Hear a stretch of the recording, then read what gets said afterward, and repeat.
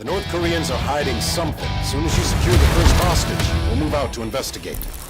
Cloak engaged. Hey, Nomad, you still with us? On my way.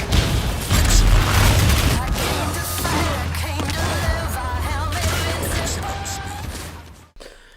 So I finally played Crysis for the first time after, gosh, 13 years. I think this came back in 2008. And at the time, it was really impressive. I mean, graphically. It came up with the meme, can it run Crysis? Basically, there were two ends of the spectrum there. One was everything could run Doom, and nothing could run Crysis. And so, can it run Doom, and can it run Crysis? If your thing could run Doom, that was impressive, because, you know, like, you're running Doom on a potato, man. A freaking potato! But Crysis, it's like you needed something that was designed by NASA to be able to run this thing at full settings. And of course, now these days, you know, a PS5 and an Xbox Series X can run this game relatively okay. That does have some issues, but for the most part, it does reach kind of what those PCs could back in the day. And so if you have a PC that could run Crysis on max settings, you were like sitting pretty high right there. You were one of the master PC race members. I mean, you just, like, you know, were the ultimate PC gamer if you had something that could match the ultimate settings on Crysis.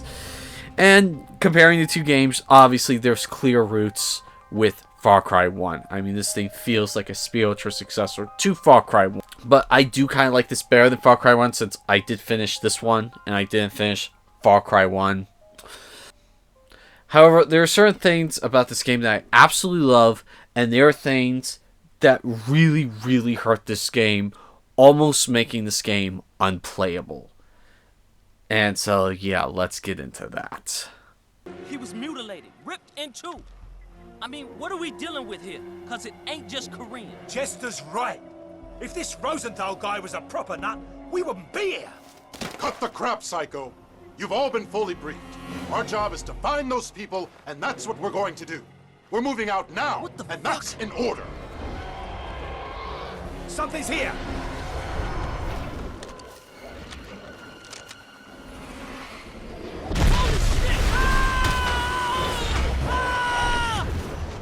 It's got Chester! So one of the things I absolutely love about this game is the weapon attachment system, especially at this time period.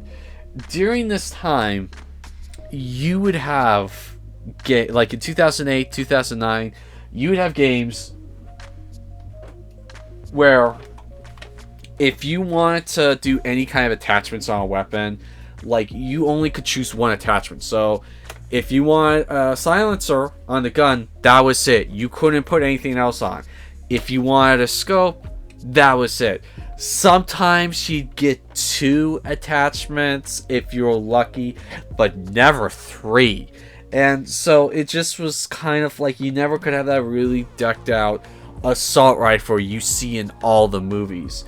And then Crysis comes along, and they have this cool thing where you hold out a button and the weapon comes out, and in real time you can choose what attachment's on. So if you want underbarrel, scope, magazine, you know, silencer, you could. And it was awesome. I absolutely love that you can do this in Crysis.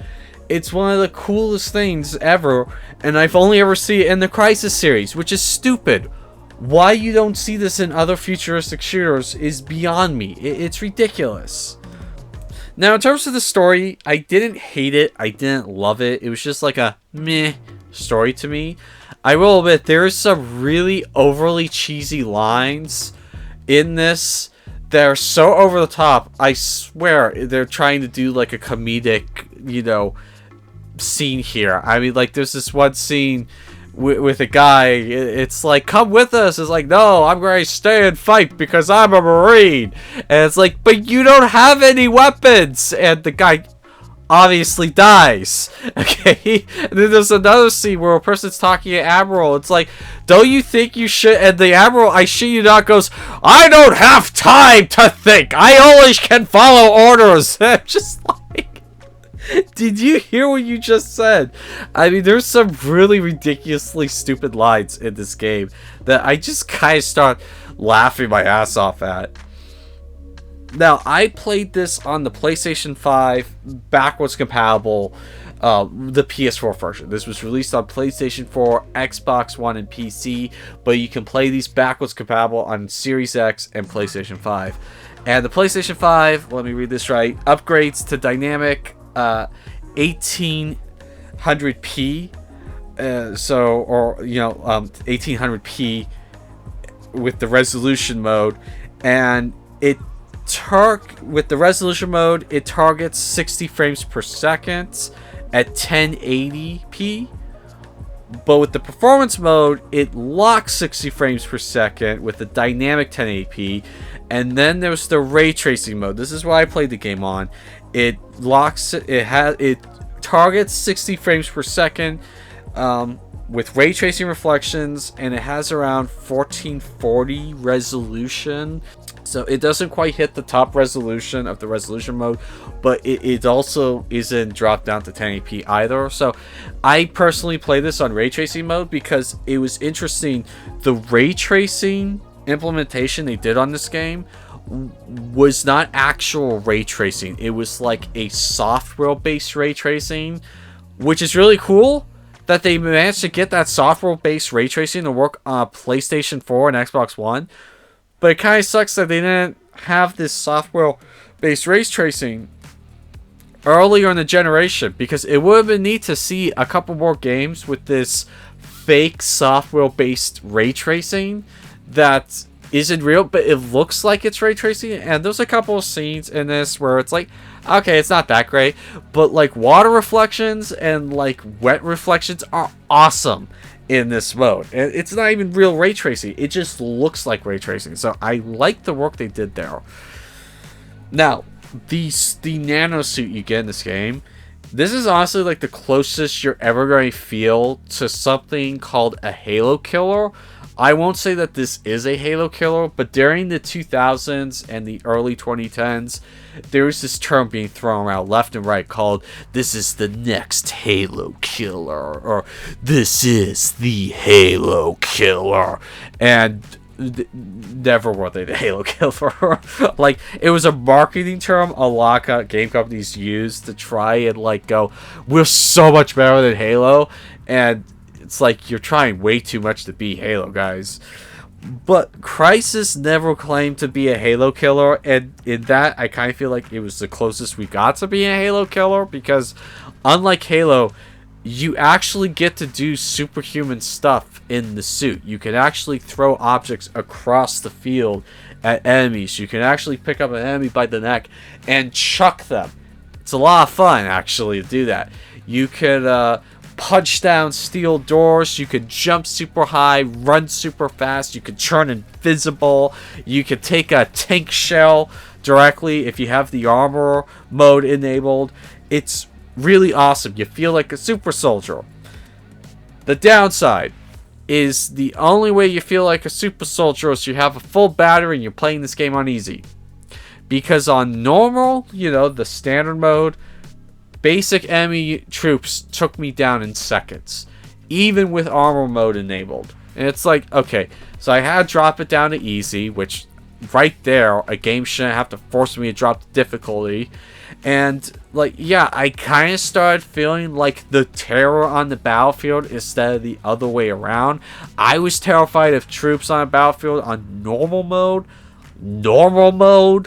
okay, which should not be a thing. But on easy, it's like, okay, there's a couple scenes where I feel like I'm the hunter, I'm the apex predator.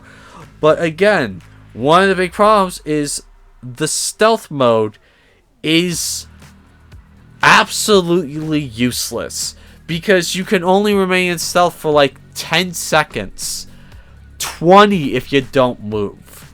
And you're in these open environments, and it's like, forget trying to stealth this game. Forget it. because it's almost impossible. And it just pisses me off. I mean, if I had this on PC, I would mod the living shit out of the battery so that I didn't have to worry about that damn thing recharging. Because you do not get enough time with that battery to do anything of real fun. I mean, yeah, the stealth mode is really helpful when you're just getting hammered on by 20 enemies. You kick that on, move over to the left a little bit, they can't find you. And so you can get a breather, okay? I mean, that's like kind of the only real use stealth mode has, because out of that, or you could stay laying down until you have to fire. And enemy AI sometimes are way too smart for their own good. Like, you could be in the middle of bushes, behind a tree, and you decloak, and then automatically a basic grunt will go, "There he is!" Out of the blue. It's just like, I'm literally in a bush right now, okay? No one should be able to see me. Like, enemy AI is way too smart in this damn game. And then I gotta talk about the dreadful ending. This thing just, like, this game was riding like okay high, like average high, and then the ending just like, I mean, holy crap. Talk about one of the most broken, cheapest final boss encounters I have ever experienced. I mean, this thing had me vomiting swear words at the screen every 3 seconds. I was like 100% toxic. F you. I'm going to rip you off the wall and smash your... I mean, like, I was fuming at the end of this game, because you get these 2 boss encounters, one of which is a massive bullet sponge, and there's nothing clearly telling you how to take it down. Like, initially I thought I had to use this special weapon I got, and I couldn't get it to work, and so it felt like anything I threw at it was pointless unless I used a special weapon. Come to find out, nothing in the game tells me this, by the way. I had to go online to find this out. So, come to find out, that special weapon you get right before that boss is never used on that boss. You just have to use regular weapons on that boss to defeat it. Nothing told me this when it kind of implied I needed a special weapon for this boss. The person calling out commands to you from the helicopter never said, "Yeah, just shoot at it. It should be weak now." Never. Anything. It was just like, you know, would have been nice to have heard that, because I thought I needed to use this special weapon. Okay, so I deal with that boss, alright? All the while, I'm just getting bent over a table and pummeled in the ass by all of these foot soldier units that just keep randomly spawning. And they're floating all over the place, so I can't hit them that easy. So they're just taking turns hitting me but finally I get this boss down, and then an even bigger boss comes out, and that's when I use the special weapon, right? But it gets even better. This game glitches out of me so that the weapon won't work when I can use it.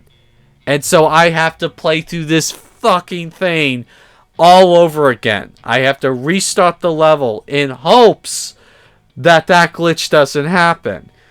And during that glitch, again, I am getting hit by everything so much that I literally have to hide underneath a desk like a coward and like try to pick off the like flying units before I can take a hit at the big mothership thing, because they're like swarming me like flies, and I keep hearing the person say, "Take the shot, take the shot, take the shot, take the shot, take the shot, take the shot." It's like, how about you take the fucking shot? So the ending forced me to go online. I had to play it through twice. And plus, I couldn't get customer support to work from Crytek. Alright, their customer support was down. How you like that? And so this game wasted my time. And my time is very important to me. I don't have a lot of it. I don't have all the time in the world. My time is very important to me, and the fact that this game wasted my time pissed me off royally to no end. And because of that, I'm giving it this. This could have been an awesome game. This could have been a great game. But it just had too many cons against it. And honestly, I don't think I'm ever going to play this again. It pissed me off that much. So anyway, that's been my review of Crysis Remastered on the PlayStation 5, running backwards compatible from the PS4 version. My name's Christopher Khan with 11 hour views, and that will be all.